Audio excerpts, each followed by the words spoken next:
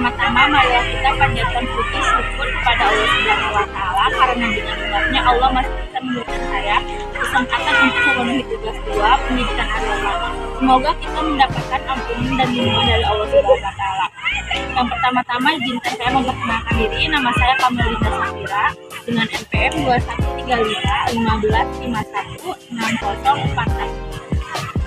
Pada kesempatan kali ini saya akan menyampaikan materi tentang pendidikan iman sebagai landasan untuk mencapai totalitas kehidupan.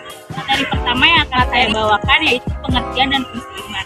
Iman berasal dari bahasa Arab dari kata dasar amanun muminu imanan, yang artinya beriman dan percaya kepada percaya dalam bahasa Indonesia artinya meyakini atau yakin bahwa sesuatu yang dapat dipercaya itu memang benar atau nyata adanya. Secara maknawi, iman adalah percaya dan yakin akan adanya Allah Subhanahu wa Ta'ala, para malaikat-malaikatnya, kitab-kitabnya, para rasulnya, hari akhir, dan serta qada-qadarnya.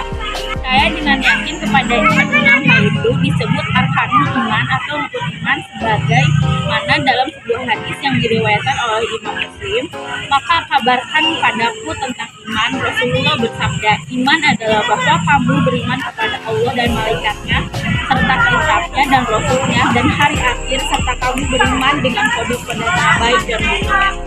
HR iman Muslim.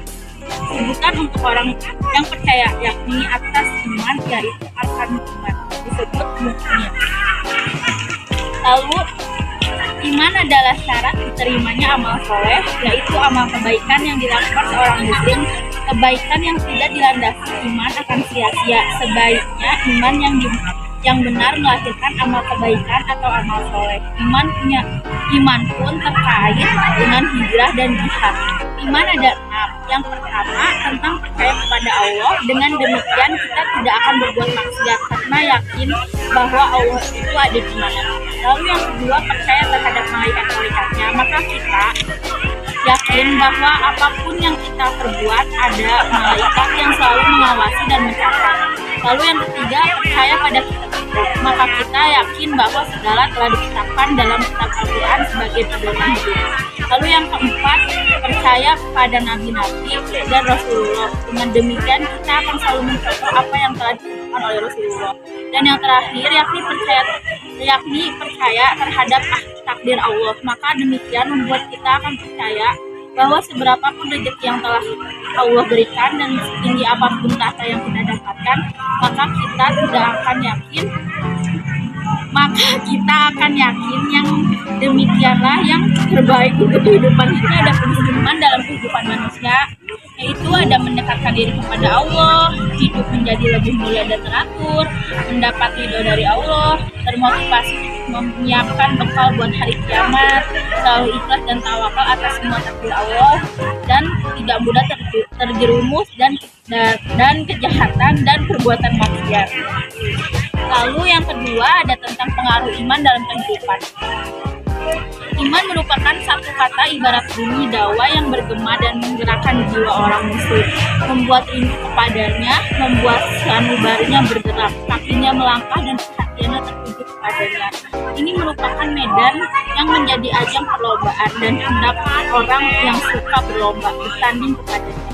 Ibnu Taimiyah 2007.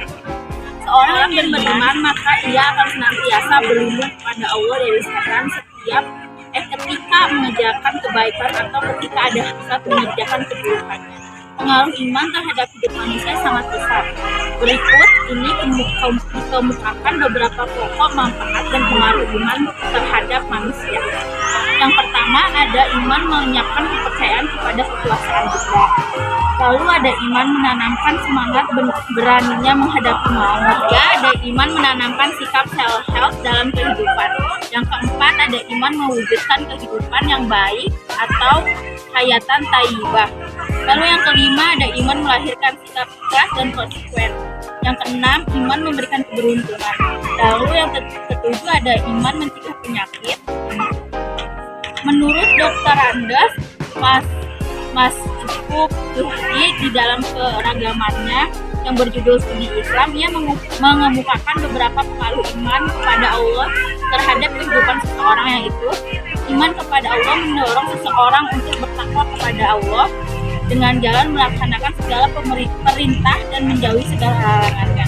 Lalu yang kedua, ada iman kepada Allah akan menimbulkan kekuatan batin, ketabahan, keberanian, dan harga diri pada seseorang. Sebab ia yakin bahwa Allah sajalah yang maha kuasa yang menentukan segala-gala di alam semesta ini.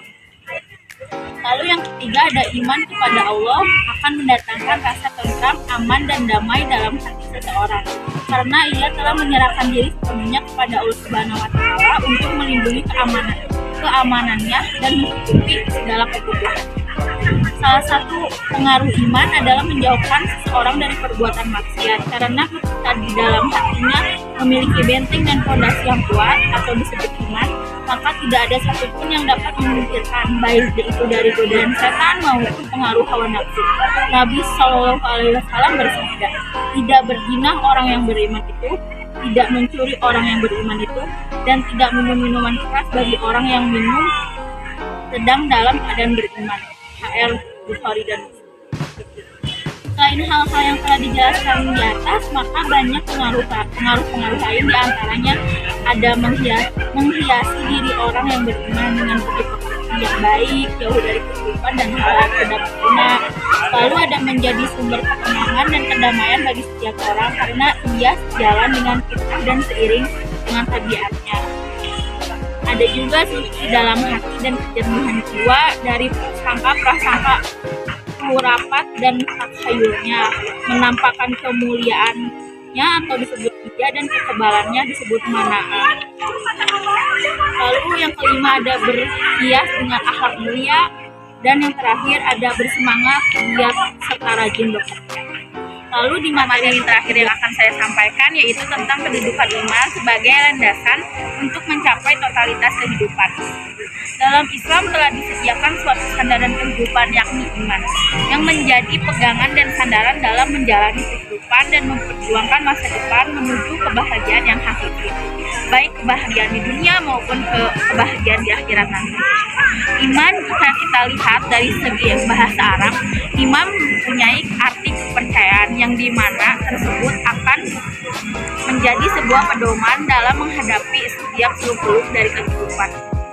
Selain sebagai landasan dan pegangan, iman juga menjadi pencerah bagi kehidupan manusia. Kehidupan ini ibaratkan sebuah bangunan yang harus mempunyai tiang atau fondasi agar dia bisa berdiri kokoh dan tak tergantung terhadap segala benturan. Maka imanlah yang menjadi tiang kehidupan berlandaskan keyakinan dan kesabaran. Dalam kenyataannya, kehidupan yang kita rasakan saat ini, di mana keadaan manusia telah terpengaruhi oleh berbagai macam tipu daya duniawi yang bersifat sementara. Demi merebut tahta dan harta, banyak yang tidak memperhatikan lagi aturan agama. Semua ludes dilanggar, yang penting dapat kesenangan. Label haram dan halal bukan lagi sebuah kebutuhan. Banyak informasi yang kita dapatkan dari berbagai media tentang kasus-kasus yang meresahkan seperti korupsi, pembunuhan, pencurian, dan lain-lain sebagainya. Begitu penting sebuah iman dan tingginya kedudukan iman dalam Islam, maka kehidupan manusia akan mendapatkan kesuksesan dan kebahagiaan yang hakiki jika mereka berpegang teguh pada keimanan. Maka kita tidak akan menjadi orang yang serakah dengan kehidupan dan tidak gila dengan tipu duniawi jika kita memegang keimanan itu dalam diri kita. Kesimpulan dari materi yang saya bawakan ini ialah iman tidak sempurna bila diartikan sebagai pembenaran dalam hati saja. Tanpa amal perbuatan, pemaknaan iman dan Islam secara semacam itu tidak didukung oleh riwayat lain. Sebuah hadis Nabi Shallallahu Alaihi Wasallam menyatakan, orang Muslim adalah seseorang yang bisa melindungi keselamatan orang lain dari ucapan maupun perbuatan. Selain itu, ketika Nabi Shallallahu Alaihi Wasallam ditanya mengenai Islam yang baik, Nabi Shallallahu Alaihi Wasallam mengaitkan dengan aktivitas lahiriah. Beliau mengatakan Islam yang sempurna adalah memberi makanan kepada kerabatnya. Dengan demikian, berpijak pada keterangan hadis-hadis di muka, maka pengertian objektif kata iman dan Islam dibedakan. Islam adalah aktivitas lahir dan iman adalah aktivitas batin.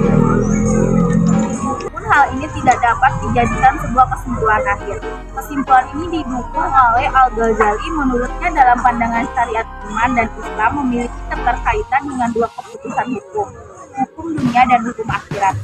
Hukum duniawi menjadikan seseorang yang berstatus muslim mesti mendapatkan hukum sesuai dengan ketentuan agamanya, seperti perlindungan nyawa, harta, dan lain sebagainya. Dalam persoalan hukum akhirat, ia akan terbebas dari ancaman neraka atau tidak selamanya di neraka. Keimanan sebagai sesuatu yang esoteris berkaitan dengan hal-hal bersifat ukhrawi, sementara sesuatu yang tidak nampak adalah standar penilaian keislaman seseorang di dunia. Karena jika seseorang bersyahadat namun sebenarnya hatinya ingkar dalam kehidupan dunia ini, seorang muslim namun dia diancam disiksa di akhirat, disebut orang munafik. Baik, sekian materi yang bisa saya bawakan. Mohon maaf bila banyak salah kata. Wassalamualaikum warahmatullahi wabarakatuh.